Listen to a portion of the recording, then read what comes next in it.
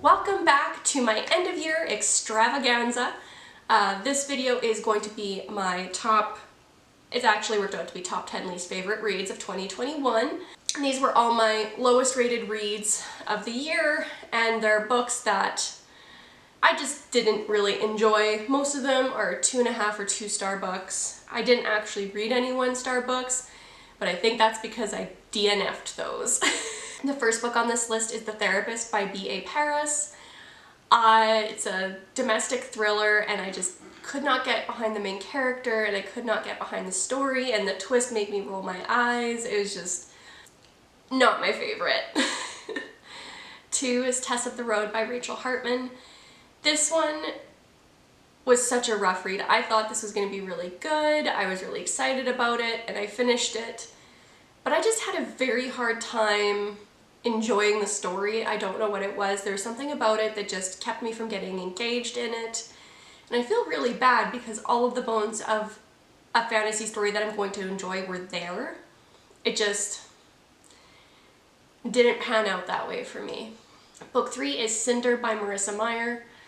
I started the Lunar Chronicles series this year. I read the first book, which is Cinder, and I got halfway through the second book, whose name I do not even remember, and I am probably never picking up the series again.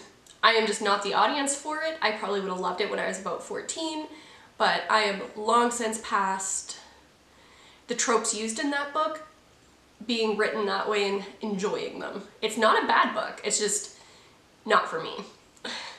The next 2, books 4 and 5, are both like books were just like, I didn't love them, and then there's some weird patriarchy stuff that really rubbed me the wrong way, and that is John Dies at the End by David Wong and Patient Zero by Jonathan Mayberry. I've read other books by Jonathan Mayberry, and I loved them, although I'm sure upon reread now I might cringe at some of it, because I feel like a lot of the perspective stuff was probably very similar across his books based on my vague recollections of the other books I've read. And John Dies at the End was recommended to me by a viewer, and I feel terrible that I didn't like it. I can see why it's a cult classic, and I can see why a lot of other people like it. It's edgy, it's weird, it's a cult. I just had a really hard time connecting with the main character and his friend that you follow, just because their personalities really rubbed me the wrong way, and I had a really, really hard time staying engaged and enjoying the story because of it. Number 6 is Brood by Jackie Polson. This is a story about chickens and owning chickens in the city, and it was one of the most boring books I've ever read. I'm sure there's an audience out there for it, but it is not me. It is so not me. Book 7 is Carrying Albert Home by Homer Hickam. His books are so well loved, and I think if I maybe picked up some of the other books that he's written, like the one, I can't remember what it was called, but it was adapted into a film called, I believe, Red October, and I've been told that is a classic, and this is kind of a prequel to that. It focuses on the parents of the main character. But I had so much trouble. I think it was trying to be charming the way the Big Fish movie is charming. You're looking at these people's lives, and there's all these wacky and wild obstacles preventing them from getting where they need to go. Unfortunately, it wasn't as charming, and I felt like there were too many obstacles I could have done with a few situations where it was just easily bypassed or the obstacles weren't there. I get that it's kind of like the story of their lives, slightly fictionalized, but it just didn't hold my attention. I really struggled to finish this one. 8 is Take It Back by Kia Abdullah. This was a mystery thriller, and while the premise again was really interesting, I hated the main character. And I get having a dislikable character. I've read several books with dislikable main characters that I loved, and I loved their characters. But this main character was such a like such a mess and so unprofessional, and just there's so many things going on with her character that just irritated me to the point of just like no redemption. And again, I barely finished this book. I felt so bad. It was from a Now in, I think the subscription is called Now in Books, and what I got gave you a book and a curated playlist for the book. The curated playlist was great and matched the tone of the book really well, but the main character in the book just ruined the experience entirely for me. 9 is Plain Bad Heroines by Emily M. Danforth. I was looking forward to this one so much.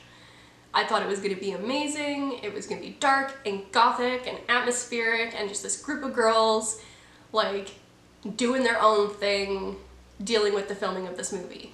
And like it wasn't really, like, I don't know how to describe it. Like, I never felt connected to the main characters.